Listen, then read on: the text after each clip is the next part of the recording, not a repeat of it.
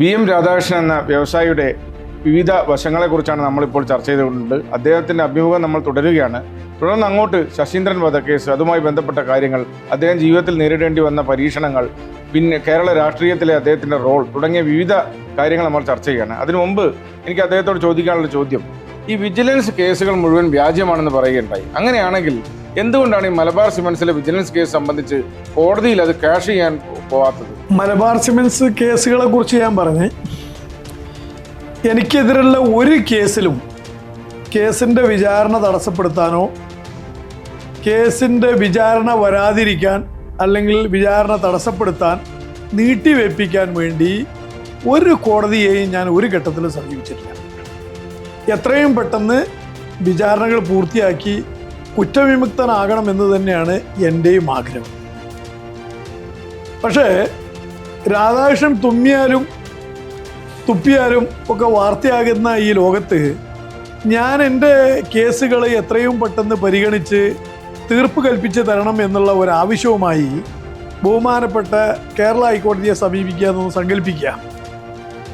ഞാൻ ബഹുമാനപ്പെട്ട കേരള ഹൈക്കോടതിയെ സമീപിക്കുന്നതിൻ്റെ പിറ്റേ ദിവസം അതൊരു വാർത്തയാണ്. എൻ്റെ പെറ്റീഷൻ ഫയൽ ചെയ്ത ഉടനെ അതൊരു വാർത്തയായി മാറി. രാധാകൃഷ്ണൻ കോടതിയെ സമീപിക്കുന്നു, രാധാകൃഷ്ണൻ്റെ കേസുകളിൽ പെട്ടെന്ന് തീർപ്പാക്കണം എന്ന് പറഞ്ഞ് സമീപിക്കുന്നു. കോടതി വേണമെങ്കിൽ പിറ്റേന്ന് ഈ കേസിൻ്റെ വാദം കേൾക്കുമ്പോൾ കോടതി വേണമെങ്കിൽ ഒരു അഭിപ്രായ പ്രകടനങ്ങൾ വാദത്തിൻ്റെ വേളയിൽ ഉന്നയിക്കാം. എന്തു പറയാം, എന്താ തനിക്ക് കൊമ്പുണ്ടോ, രാധാകൃഷ്ണൻ്റെ കേസുകൾ മാത്രം ഇത്ര പെട്ടെന്ന് തീർപ്പാക്കണമെന്ന് ആവശ്യപ്പെടാൻ തനിക്ക് എന്താ അവകാശം? ഒരു കുറ്റാരോപിതനും തൻ്റെ കേസ് ഇത്ര ദിവസം കൊണ്ട് തീർക്കണമെന്ന് പറയാൻ ഉള്ള അവകാശമില്ല. താൻ കോടതിയുടെ വിലപ്പെട്ട സമയം ദുരുപയോഗപ്പെടുത്തുകയാണ് ചെയ്തത്. അതിനെതിരെ ശിക്ഷാ നടപടിയായിട്ട് മുന്നോട്ട് പോകും എന്നൊക്കെ പറഞ്ഞുകൊണ്ടുള്ള ഒരു നിരീക്ഷണം നാളെ എനിക്കെതിരെ നടത്തില്ല എന്ന് എന്താ ഉറപ്പ്? അപ്പം ഞാൻ വടി കൊടുത്ത് അടി പഠിക്കാനോ കാശ് കൊടുത്ത് കടിക്കുന്ന നായനെ പഠിക്കാനോ തയ്യാറില്ല. ആ ഒറ്റ കാരണം കൊണ്ട് തന്നെയാണ് എൻ്റെ കേസുകൾ വ്യാജമാണെന്നും കെട്ടിച്ചമച്ചതാണെന്നും കൃത്രിമമായി സൃഷ്ടിക്കപ്പെട്ടതാണെന്നും നല്ല ബോധ്യമുണ്ടെങ്കിലും ഇത് കോഷ് ചെയ്ത് കിട്ടണമെന്ന് ആവശ്യപ്പെട്ടുകൊണ്ട് ഒരു കോടതിയെയും ഞാൻ സമീപിച്ചിട്ടില്ല. ഇത് വെച്ച് താമസിപ്പിക്കാനോ അതുവഴി ഞാൻ ശിക്ഷിക്കപ്പെടുന്ന സാഹചര്യം ഒഴിവാക്കണം എന്ന് കരുതിയുള്ള ഒരു നീക്കവും ഞാൻ ഇന്നേ വരെ ഒരു കോടതി മുൻപാകെയും നടത്തിയിട്ടില്ല. താങ്കൾക്കെതിരെയുള്ള ഏറ്റവും വലിയ ആരോപണമായിരുന്നു മലബാർ സിമന്റ്സിലെ മുൻ കമ്പനി സെക്രട്ടറിയായ ശശീന്ദ്രൻ്റെയും അദ്ദേഹത്തിൻ്റെ മക്കളുടെയും ദുരൂഹ മരണം. അതത്ര നിസ്സാരമായൊരു കാര്യമാണോ? കാരണം അതിൽ 2 സാക്ഷിമൊഴികളുണ്ട്. 2 പേർ പിന്നീട് കൂറുമാറുകയുണ്ടായി. മാത്രമല്ല, ആത്മഹത്യാ പ്രേരണാ കുറ്റം എന്നുള്ളൊരു വകുപ്പാണ് താങ്കൾക്കെതിരെ ചുമത്തിയിരിക്കുന്നത്. അതിനുണ്ടായ സാഹചര്യങ്ങൾ എന്തൊക്കെയാണ്? മലബാർ സിമന്റ്സിൻ്റെ മുൻ കമ്പനി സെക്രട്ടറി ശശീന്ദ്രനും അദ്ദേഹത്തിൻ്റെ 2 കുഞ്ഞുങ്ങളും ദുരൂഹമായ സാഹചര്യത്തിൽ മരണപ്പെട്ടതിൻ്റെ, ഞാനതങ്ങനെ പറയുന്നതിന് കാരണം ആത്മഹത്യയാണെന്നുള്ള CBIയുടെ 3ാമത്തെ കുറ്റപത്രം, ആ കുറ്റപത്രത്തെയും ചോദ്യം ചെയ്യാൻ പോകുന്നു എന്ന് പരേതനായ ശശീന്ദ്രൻ്റെ സഹോദരൻ്റെ പ്രസ്താവനകൾ പത്രത്തിലും അതുപോലെ ചാനലുകളിലൊക്കെ കാണുകയുണ്ടായി. അപ്പോൾ അത് മനസ്സിൽ കരുതിക്കൊണ്ടാണ് ഞാൻ പറയുന്നത്, മനസ്സിൽ ഓർത്തുകൊണ്ട് ഞാൻ പറയുകയാണ്. അത് പരിഗണനയിലിരിക്കുകയാണ്. വളരെ പരിമിതമായി ഒരു വിചാരണയിലിരിക്കുന്ന അല്ലെങ്കിൽ വിചാരണ ചെയ്യപ്പെടാൻ പോകുന്ന ഒരു കേസിൽ ഇവരുടെ ദുരൂഹമരണങ്ങളെക്കുറിച്ച് പരാമർശിക്കാൻ ചില പരിമിതികൾ എനിക്കുണ്ട്. എന്നാൽ പോലും ആ കാര്യങ്ങളെക്കുറിച്ച് എൻ്റെ അറിവുള്ളത് അല്ലെങ്കിൽ കുറ്റപത്രത്തിൽ പറഞ്ഞിട്ടുള്ളതായ കാര്യങ്ങൾ പറയുന്നതിന് എനിക്ക് തടസ്സമില്ല. അദ്ദേഹത്തിൻ്റെയും കുഞ്ഞുങ്ങളുടെയും ദുരൂഹ മരണം വളരെ ദുഃഖകരമാണ്, സംഭവിക്കാൻ പാടില്ലാത്തതാണ്. അത് കൊലപാതകമായാലും ആത്മഹത്യയായാലും ആ കാര്യത്തിൽ നീതിപൂർവമായ അന്വേഷണം നടത്തി യഥാർത്ഥ കുറ്റവാളികളോ ശിക്ഷിക്കപ്പെടണം എന്നുള്ളത് തന്നെയാണ് എൻ്റെ അഭിപ്രായം. അദ്ദേഹം ഇത്തരത്തിൽ ഒരു മരണം ഏറ്റുവാങ്ങേണ്ട ആളാണെന്ന് എനിക്ക് അഭിപ്രായമില്ല. അദ്ദേഹം സത്യസന്ധനായ ഒരു ഉദ്യോഗസ്ഥനായിരുന്നു. അദ്ദേഹം കമ്പനിയോട് കൂറുണ്ടായിരുന്ന ഒരു ഉദ്യോഗസ്ഥനായിരുന്നു. അത്തരം ഒരാൾ അങ്ങനെ മരണപ്പെടാനുണ്ടായ സാഹചര്യത്തെക്കുറിച്ച് വളരെ കൃത്യമായ ഒരു അന്വേഷണവും കൃത്യമായ പ്രോസിക്യൂഷൻ നടക്കണം എന്നുള്ളത് തന്നെയാണ് എൻ്റെ അഭിപ്രായം. ഈ ശശീന്ദ്രനുമായുള്ള താങ്കളുടെ ബന്ധം എങ്ങനെയായിരുന്നു? എത്ര കാലത്തെ പരിചയമുണ്ട്? ഈ പറയുന്ന എന്തെങ്കിലുമായിട്ടുള്ള ഒരു പ്രശ്നങ്ങൾ അദ്ദേഹവുമായി ഉണ്ടായിട്ടുണ്ടോ? ശ്രീ ശശീന്ദ്രനെ എനിക്ക് ദീർഘകാലം അറിയാമായിരുന്നു. ഞാൻ കമ്പനിയിൽ പോകുന്ന സന്ദർഭത്തിലൊക്കെ അദ്ദേഹത്തെ പരിചയമുണ്ട്. ഞാൻ കമ്പനി സെക്രട്ടറി എന്നുള്ള നിലക്ക് അദ്ദേഹവുമായിട്ട് ഇടപഴകേണ്ട ആവശ്യം വന്നിട്ടുണ്ട്. വളരെ പരിമിതമായേ ഞാൻ കമ്പനിയിൽ പോയിട്ടുള്ളൂ.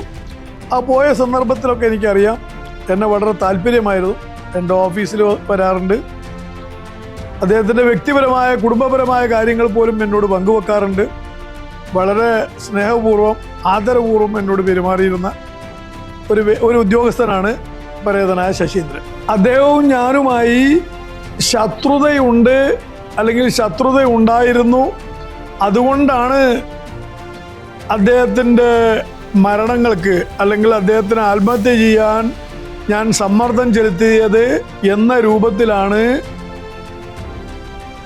കുറ്റപത്രങ്ങളും മാധ്യമ പ്രചാരണങ്ങളൊക്കെ എൻ്റെ ശത്രുക്കളൊക്കെ പ്രചരിപ്പിക്കുന്നത്. അതുകൊണ്ട് ഞാൻ അദ്ദേഹത്തെ കൊല ചെയ്തു എന്ന് വരെ മാധ്യമങ്ങൾ അന്ന് മുതൽക്ക് ഇന്ന് വരെ പ്രചാരണം കൊടുക്കുന്നുണ്ട്, ചാനലുകളും കൊടുക്കുന്നുണ്ട്. എനിക്ക് അദ്ദേഹത്തിനോട് വിരോധം തോന്നാനുണ്ടായ പ്രധാന കാരണം, അല്ലെങ്കിൽ മുഖ്യ കാരണം, അല്ലെങ്കിൽ ഒരൊറ്റ കാരണം എന്ന് സകലരാലും പറയുന്ന കാര്യം, എനിക്കെതിരെയുള്ള വിജിലൻസ് കേസുകളിൽ പരേതനായ ശ്രീ ശശീന്ദ്രൻ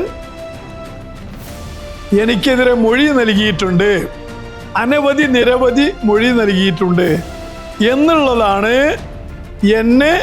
എനിക്ക് അദ്ദേഹത്തിനോട് ശത്രുത തോന്നാൻ ഇടയാക്കിയ കാരണം എന്നാണ് അന്വേഷക സംഘം, മാധ്യമങ്ങൾ, ശത്രുക്കളൊക്കെ പ്രചരിപ്പിക്കുന്നത്. അതുമായിട്ട് ബന്ധപ്പെട്ട ഒരൊറ്റ കാര്യം മാത്രം പറഞ്ഞോട്ടെ. ശ്രീ ശശീന്ദ്രൻ വിജിലൻസ് അന്വേഷക സംഘം മുൻപാകെ നിരവധി മൊഴികൾ നൽകിയിട്ടുണ്ട്. അദ്ദേഹത്തിൻ്റെ ഒപ്പോട് കൂടിയിട്ട് നിരവധി സാക്ഷിമൊഴികൾ നൽകിയിട്ടുണ്ട്. ഈ സാക്ഷിമൊഴികളിൽ ഒന്നിൽ പോലും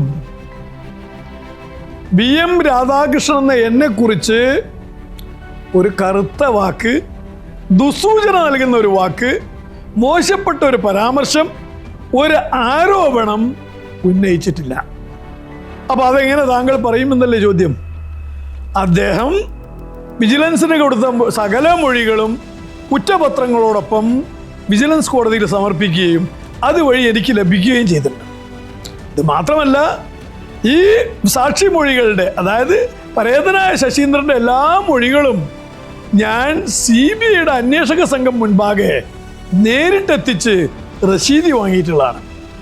ആ ഒരൊറ്റ മൊഴിയിൽ പോലും പരേതനായ ശശീന്ദ്രൻ എനിക്കെതിരെ ഒരു വാക്ക് ഉന്നയിച്ചിട്ടില്ല, ഒരു ആരോപണം ഉന്നയിച്ചിട്ടില്ല, തെറ്റായ പരാമർശം നടത്തിയിട്ടില്ല, ദുസ്സൂചന നടത്തിയിട്ടില്ല, അപമാനിക്കത്തക്ക രൂപത്തിലൊന്നും പറഞ്ഞിട്ടില്ല, വേണ്ടാധീനം പറഞ്ഞിട്ടില്ല.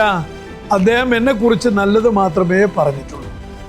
ഇനി മറ്റൊന്നുകൂടി പറഞ്ഞാൽ, അദ്ദേഹത്തിൻ്റെ പരേതനായ പിതാവ് വേലായുധൻ മാസ്റ്റർ CBI മുൻപാകെ നൽകിയ മൊഴി അത് കുറ്റപത്രത്തോടൊപ്പം സമർപ്പിക്കുകയും അതിൻ്റെ പകർപ്പ് എനിക്ക് ലഭിക്കുകയും ചെയ്തിട്ടുണ്ട്.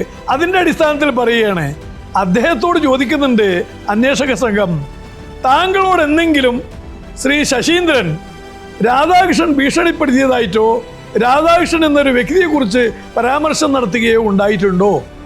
അതിന് പരേതനായ ശശീന്ദ്രന്റെ പിതാവ് പറഞ്ഞ മറുപടി, അങ്ങനെ ഒരു പേരും എന്നോട് പരാമർശിച്ചിട്ടില്ല, അങ്ങനെ ഒരു ഭീഷണിയെക്കുറിച്ചും എന്നോട് ഒരിക്കൽ പോലും പരാമർശം നടത്തിയിട്ടില്ല എന്നാണ് പരേതനായ വേലായുധൻ മാസ്റ്റർ CBI അന്വേഷക സംഘത്തിന് മുൻപാകെ മൊഴി നൽകിയിട്ടുള്ളത്. ഇതിൽ നിന്ന് ഞാൻ ഉദ്ദേശിച്ചിത്രയേ ഉള്ളൂ, എനിക്ക് അദ്ദേഹത്തിനോട് വിരോധം തോന്നാൻ മാത്രം മൊഴികൾ വിജിലൻസ് മുൻപാകെ ശ്രീ ശശീന്ദ്രൻ നൽകി എന്ന വ്യാപകമായ പ്രചാരണവും ആരോപണവും ഒരു മൊഴി പോലും അങ്ങനെ നൽകിയതായിട്ട് ഒരു രേഖ CBI കുറ്റപത്രത്തോടൊപ്പം സമർപ്പിച്ചിട്ടില്ല എന്നത് മാത്രമല്ല, വിജിലൻസ് മുൻപാകെ നൽകിയ മൊഴികളെക്കുറിച്ച് നിശബ്ദമാണ്, മറച്ചു വെച്ചിരിക്കുകയാണ്. എന്താ കാരണം? ഈ മൊഴികൾ മുഴുവൻ അവിടെ പ്രൊഡ്യൂസ് ചെയ്താൽ, ഹാജരാക്കിയാൽ എനിക്കെതിരെ ഉന്നയിക്കുന്ന ആരോപണം അവിടെ ഉന്നയിക്കാൻ പറ്റാതെ വരും. അതുകൊണ്ട് അതവർ മറച്ചു വെച്ചിരിക്കുകയാണ്. വളരെ ബുദ്ധിപൂർവം ആ മൊഴികളൊന്നും തന്നെ കോടതി മുൻപാകെ ഹാജരാക്കിയിട്ടില്ല.